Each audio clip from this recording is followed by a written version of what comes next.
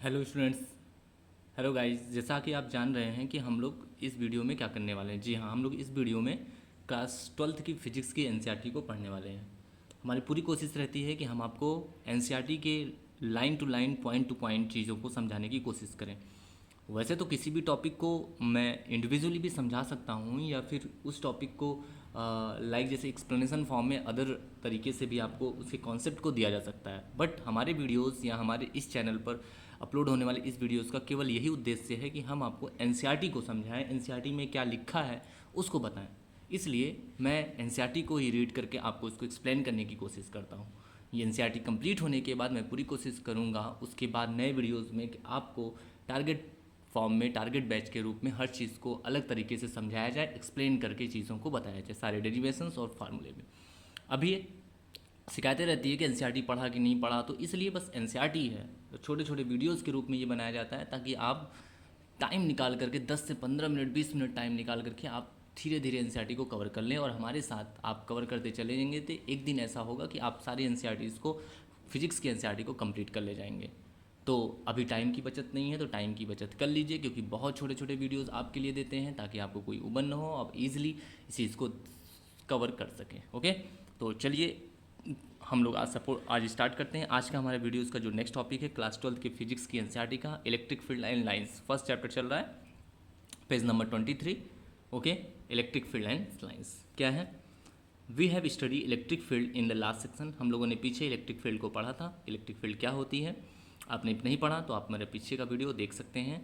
It is a vector quantity and can be represented as we represent the vector. Okay, तो electric field भी एक तरह से vector quantity है। इसको उसी तरह से रिप्रेजेंट किया जा सकता है जैसे कि हम किसी वेक्टर को रिप्रेजेंट करते हैं।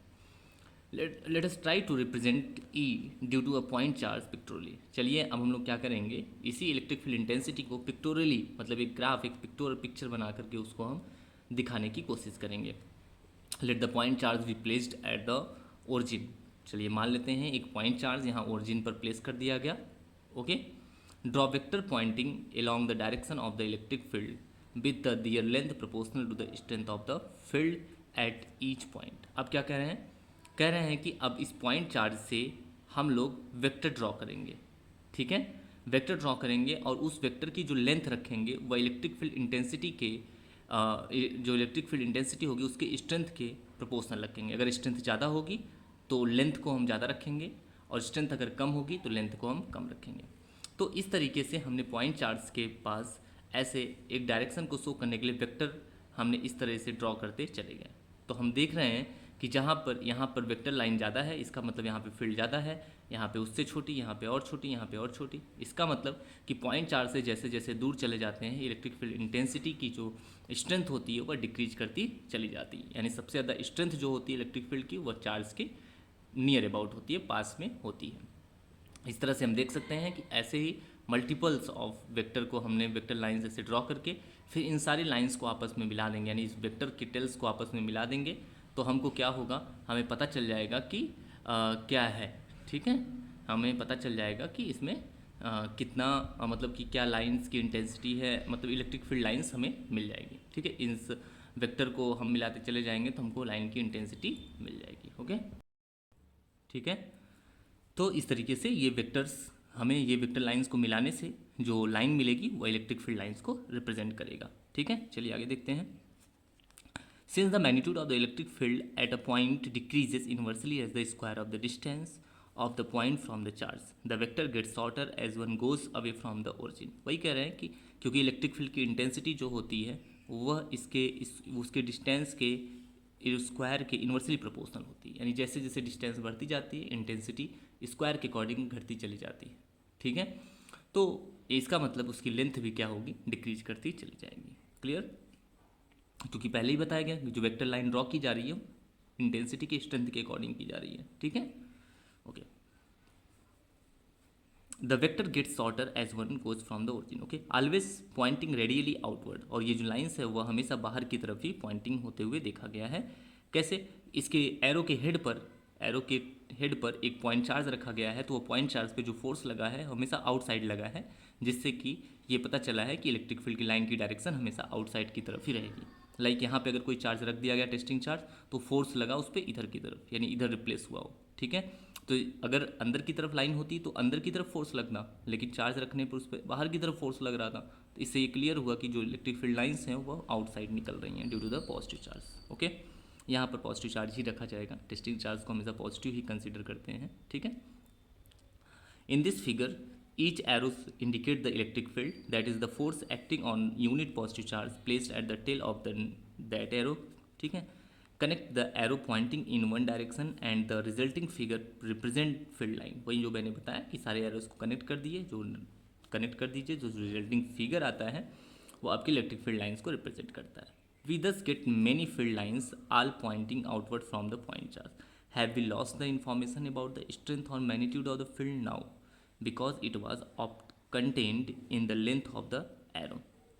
अगर have we lost the information about the strength or magnitude of the field now?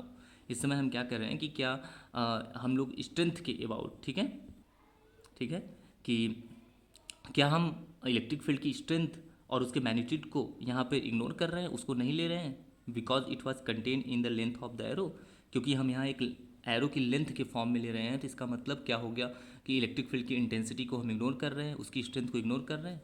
No, नहीं, ऐसा कुछ नहीं है। Now the magnitude of the field is represented by the density of field line. इस समय जो इलेक्ट्रिक फील्ड की intensity है वह इस फील्ड लाइन की डेंसिटी से रिप्रेजेंट किया जाएगा।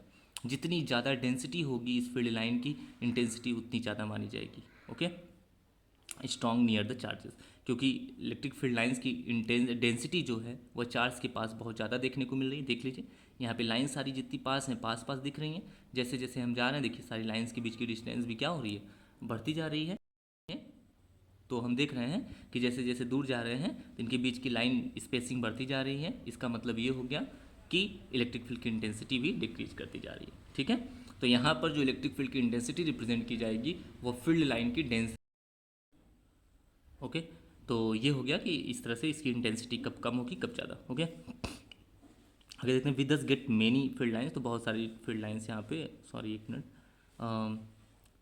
E is the strong near the charges. Electric field intensity जो है चार्ज के पास बहुत स्ट्रॉन्ग होगी। So the density of field lines is more, इसलिए इसकी डेंसिटी भी बहुत ज़्यादा होगी, यानी लाइन बहुत पास पास होंगी। और इससे जैसे दूर जाएंगे ये लाइन दूर दूर होती जाएंगी, इंटेंसिटी डिक्रीज करती जाएगी। Away from the charge it is weaker, the density of field lines is less, okay, resulting in well separated lines. Another persons may draw more lines, but the number of lines is not important. In fact, an infinite number of lines can be drawn in any region.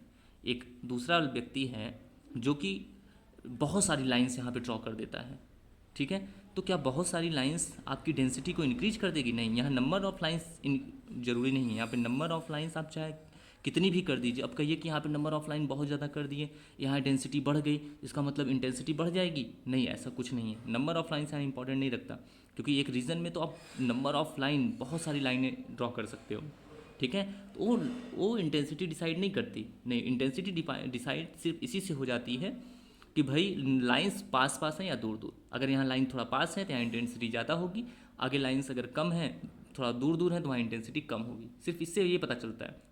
अगर यहाँ पे आप बीच में कितनी भी line 100 line draw कर दो तो भी तो क्या यहाँ तो अंतर दिखेगा ही ना, कि ये बहुत ज़्यादा क्लोज हो जाएंगी, फिर भी यहाँ उसके कंपैरिजन में तो दूर ही दिखेगी ना।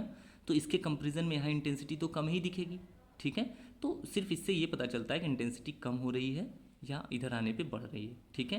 क्योंकि फील्ड लाइंस इंटेंसिटी के मैग्नीट्यूड को नहीं बता रही हैं, केवल वो इंटेंसिटी को कंपेयर कर रही हैं कि पॉइंट चार्ज से दूर जाने पे इंटेंसिटी घट रही है या बढ़ रही है। ओके, तो हम और भी चीज़ों के बारे में नेक्स्ट वीडियो में भी बात करेंगे। अभी के लिए पेज नंबर 23 इतना ही आज के लिए।